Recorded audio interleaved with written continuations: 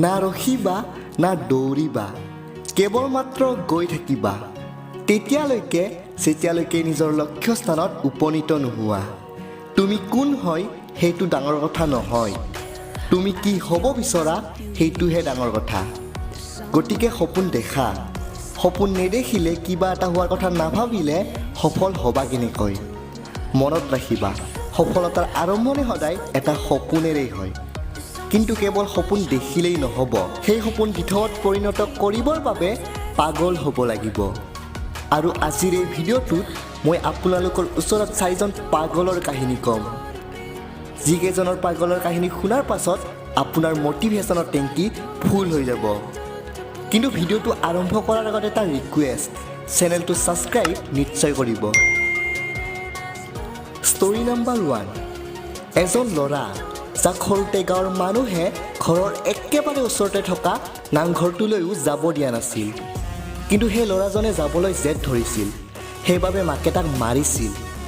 আৰু সেই ল'ৰাজনে আজি শদিয়াৰ পৰা ধুবুৰীলৈ অসমৰ বিভিন্ন বিদ্যালয় বিশ্ববিদ্যালয়ত ভাষণ প্ৰদান কৰে। মই কাৰ কথা কৈ আছোঁ জানেনে? মই কৈ আছোঁ প্ৰতিদিন টাইমৰ মুখ্য সম্পাদক নিতুমণি শইকীয়া ছাৰৰ কথা।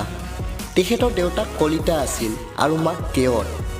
কলিতাই কেৱতক বিয়া কৰোৱাৰ বাবে গাঁৱৰ মানুহে তেওঁলোকক এঘৰীয়া কৰিছিল, আৰু যাৰ ফলশ্ৰুতিত ঘৰৰ একেবাৰে সন্মুখতে থকা নামঘৰটোলৈ যাবলৈ ইচ্ছা যোৱাৰ স্বত্তেও যাব পৰা নাছিল। শৈশৱত ঘৰৰ অৱস্থা ইমানেই বেয়া আছিল যে দেউতাকে চাকৰিৰ ইণ্টাৰভিউ দিবলৈ যাওঁতে ঘৰৰ কোঠাৰখন বিক্ৰী কৰি যাব লগা হৈছিল। তেনেকুৱা এটা পৰিস্থিতিত থাকিও নিতুমণি শইকীয়া ছাৰে সপোন দেখিবলৈ এৰা নাছিল। কিছুমান ইনচাট এনেকুৱা থাকে যিবিলাক হৃদয়ত লাগে আৰু তাৰ পৰাই পাগলৰ জন্ম হয়। আৰু সেই পাগলে এটা সময়ত গৈ এনেকুৱা কিবা কৰি দেখুৱাবলৈ সক্ষম হয় যিবিলাক ভাল মানুহৰ কল্পনাৰো অতীত। যিজন ল'ৰাই গাঁৱৰ নামঘৰটোলৈ যাবলৈ দিয়া হোৱা নাছিল, আজি সেইজন ব্যক্তিৰ ভাষণ শুনি শ্ৰোতাই হাত চাপৰি নমৰাকৈ থাকিব নোৱাৰে। এনেকুৱা এটা কাহিনী হৈছে the architect of the Indian constitution doctor Bhimrao Ambedkar. তেখেতে কয় যে জীৱনটো দীঘল নহয়, মহান হ'ব লাগে। Doctor BR. আম্বেদকাৰৰ জন্ম এনেকুৱা এখন ভাৰতবৰ্ষত হৈছিল যিখন ভাৰতবৰ্ষত লোৱাৰ কাষ্টৰ পৰিয়ালত জন্ম লোৱাটো এক প্ৰকাৰৰ পাপ আছিল। বন্ধু বান্ধৱীসকল, আপোনালোকে জাতিভেদ প্ৰথাৰ কথা নিশ্চয় শুনিছে আৰু দেখিছেও, য'ত সমাজৰ উচ্চ জাতিৰ লোকে নিম্ন জাতিৰ লোকসকলৰ ওপৰত ভীষণ অত্যাচাৰ আৰু অন্যায় কৰে। আৰু আম্বেদকাৰ আছিল অতি নিম্ন জাতিৰ ল'ৰা, যাৰ ফলত তেওঁক বিদ্যালয়ৰ শ্ৰেণীকোঠাত সোমাবলৈও দিয়া হোৱা নাছিল।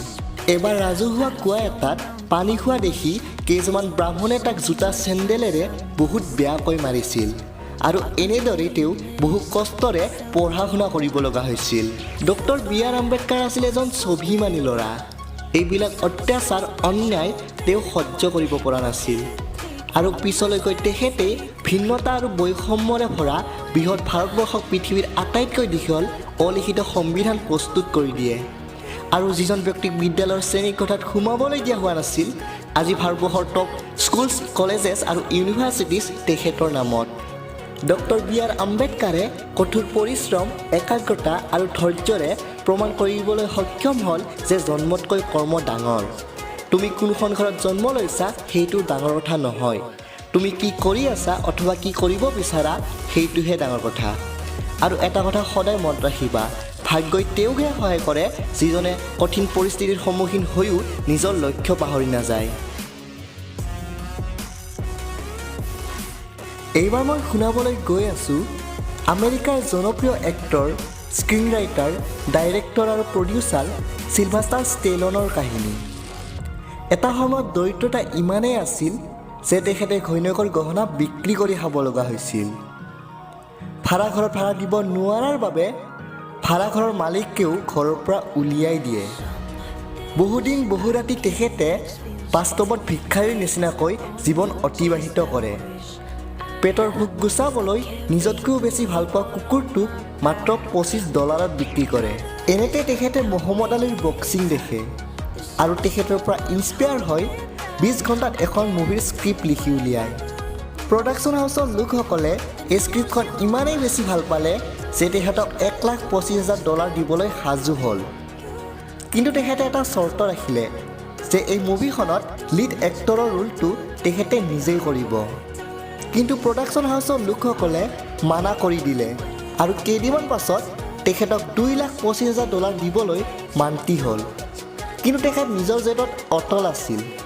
ইয়াক আপুনি পাগলামি বুলি নকয় কি বুলি ক'ব? লাখৰ মাজত কোনোবা এজনৰ গাত থাকে এনেকুৱা ধৰণৰ পাগলামি।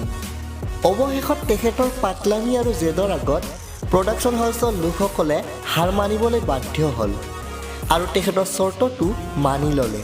মুভি ৰিলিজ হ'ল যিখন ছুপাৰ ডুপাৰ হিট গ'ল। সেই মুভিখনৰ নাম আছিল ৰকি। যিজন ব্যক্তিয়ে এটা সময়ত পেটৰ ভোক গুচাবলৈ নিজৰ কুকুৰটোক $25 বিক্ৰী কৰিছিল, আজি সেইজন ব্যক্তিৰ নেটৱৰ্ক হ'ল $450 মিলিয়ন।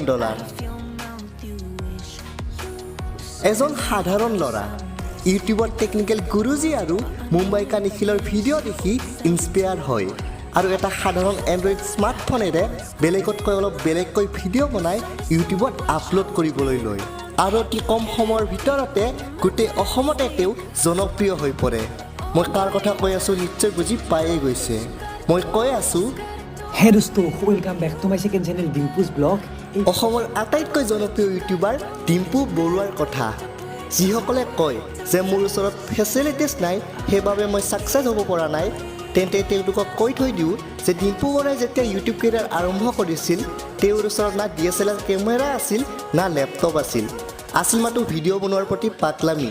আৰু সেই পাগলামিয়ে আজি ডিম্পু বৰুৱাক ডিম্পু বৰুৱা বনালে।